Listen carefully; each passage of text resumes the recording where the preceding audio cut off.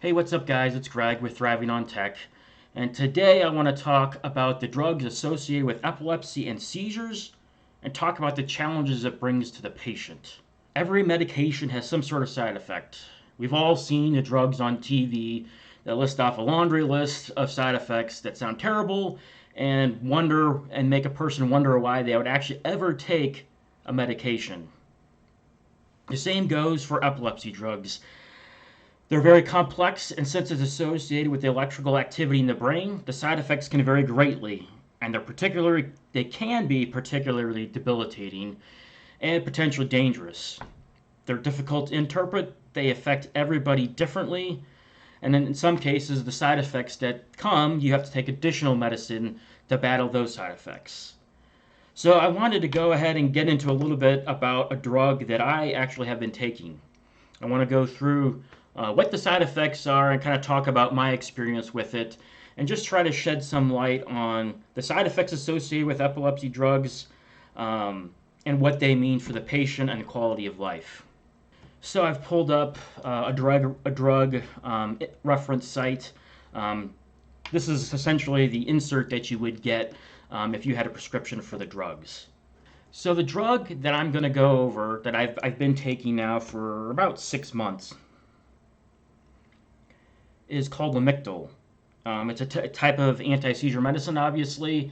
It's typically used in conjunction with another medicine if the seizures are not completely controlled by the one drug. I'm actually taking two. I take this Lamictal drug, and then I take another drug as an add-on drug in an attempt to try to control my seizures even better than it would be on a single drug. So let's talk about some of these side effects. We're going to start with the side effects requiring immediate medical attention.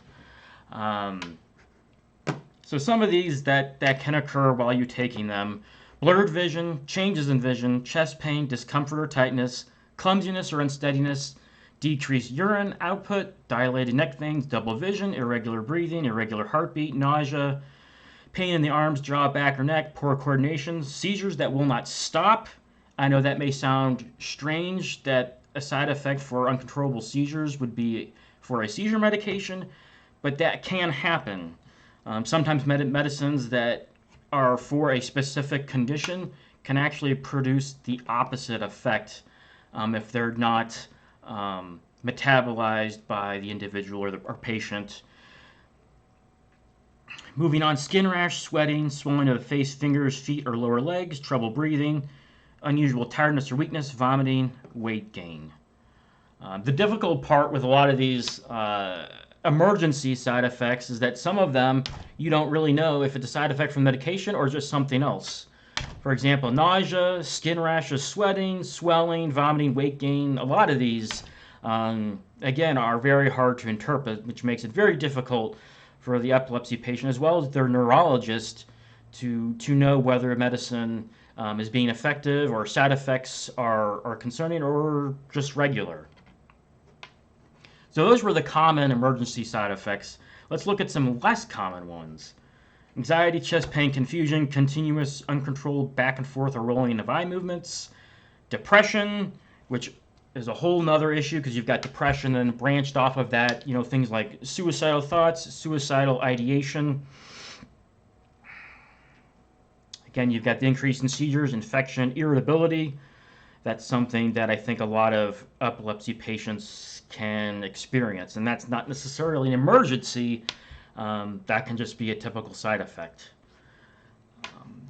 We've got some rare side effects down here. I'm not even going to go into those because, again, a lot of them can be difficult to interpret, and for these, they are rare. Next, we've got side effects that they don't actually know how frequently they can occur. Again, kind of adding to the frustration of epilepsy patients.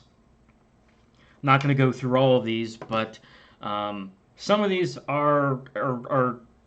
can be pretty debilitating, and also just strange, like mask-like face, shuffling walk, sores, welting, or blisters. Again, those are just some of them. Um, and again, we don't really know how frequently these side effects occur.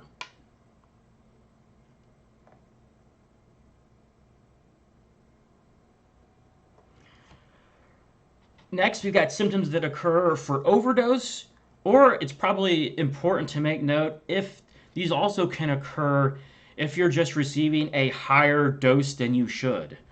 And I've been in a situation where you are over medicated and the symptoms and side effects are overwhelming. For this medication, you've got a clumsiness or unsteadiness, continuous uncontrolled back and forth eye movement, dizziness, drowsiness, dryness of the mouth, headache, increased heart rate, loss of consciousness, slurred speech. So, again, pretty debilitating side effects. Again, these ones that specifically here are for when you overdose or are taking a higher dose than is appropriate for your medical condition. The next is my favorite, because these are side effects that basically are normal, that occur when you do take this drug. Typically, they do not do anything to try to fix these types of side effects. For me personally, dizziness, drowsiness, I've always had those regardless of what medication I've been taking. Some of these less common ones, indigestion, loss of strength, menstrual pain, I really can't relate to those. Pain, trembling or shaking, trouble sleeping, unusual weight loss. For me, the trouble sleeping also is a big deal. I know that may seem counterintuitive when one of the other side effects is drowsiness, but I'm sure there are other people that can relate to this, and that is the fact that you can be drowsy and tired but not be able to sleep. That's something that's bothered me a lot, and I continue to have to manage while taking really any type of seizure medication. Moving on down here, I'm not going to go into all of this stuff because it gets very detailed, but the side effects can impact the nervous system, psychiatric problems, like depression, anxiety, irritability, disturbance of concentration, emotional liability, abnormal thinking, nervousness. Again, those are all things that can happen, and I've experienced some of them: depression, anxiety, irritability. Those are something that I have struggled with a lot. Side effects dealing with the eyes, gastrointestinal side effects, respiratory, dermatologic. There's actually, with this Lamictal drug, there actually is a potential life-threatening rash in adults and children. That is something that we've had to watch, for me personally, to make sure that I don't develop that. And then we've got the reproductive side effects. Then you've got just general other side effects: metabolic, musculoskeletal, cardiovascular, hematologic, hepatic. So as you can see, this drug impacts really every part of the body. Part of that is that it's the brain, and that's something that controls everything. It's like our central processing unit for humans. Okay, so now that I've kind of given a little overview on these side effects, I think it's worth talking about quality of life and how it impacts epilepsy patients.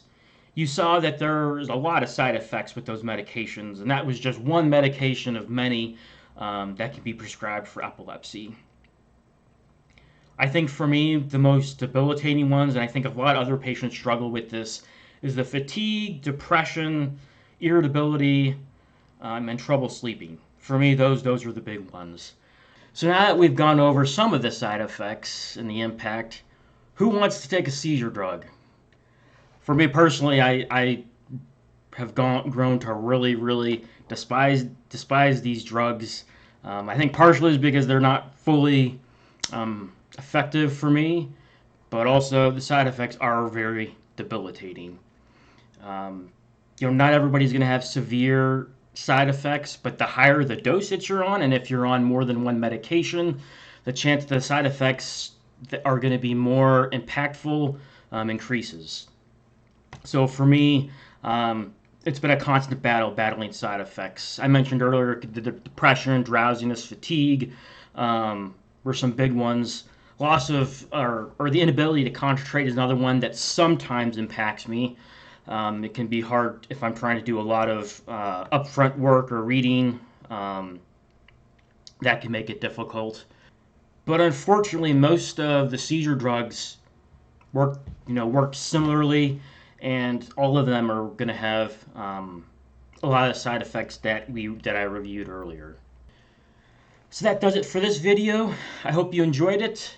If you have any comments, questions, please put them in the comment section below, and I will see you in the next video.